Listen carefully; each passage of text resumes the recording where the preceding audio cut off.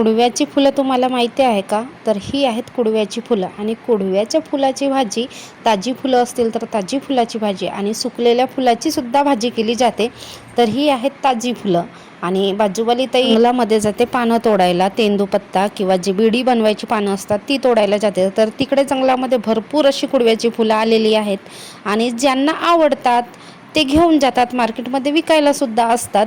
तर तिनेच आणली होती कुडव्याची फुलं, मला पण दिली आणि स्वतः पण भाजी करणार आहे. तर कुडव्याची फुलं स्वच्छ करून घेतली, छान 3-4 पाण्याने धुवून घेतली आणि नंतर मी शिजवायला ठेवली. शिजवायला कधीपर्यंत ठेवायचं, चांगलं उकळी येईपर्यंत त्याचा अर्क चांगला निघाला पाहिजे आणि कडवटपणा सुद्धा निघाला पाहिजे. मग फुलं चांगली 3-4 पाण्याने स्वच्छ धुवून घ्यायची, जोपर्यंत स्वच्छ पाणी निघत नाही. आणि चांगले मोठ्या साईजचे 3-4 कांदे कापायचे. हिरव्या मिरच्या किंवा लाल मिरच्या वापरायच्या भाजी फोडणी द्यायला. तर मी इथे लाल मिरच्या घेतलेल्या आहेत, चवीपुरता मीठ, हळद. शिजवलेली फुलं भाजीमध्ये टाकायची आणि थोडंफार पाण्याचं प्रमाण असेल तर छान परतून घ्यायचं.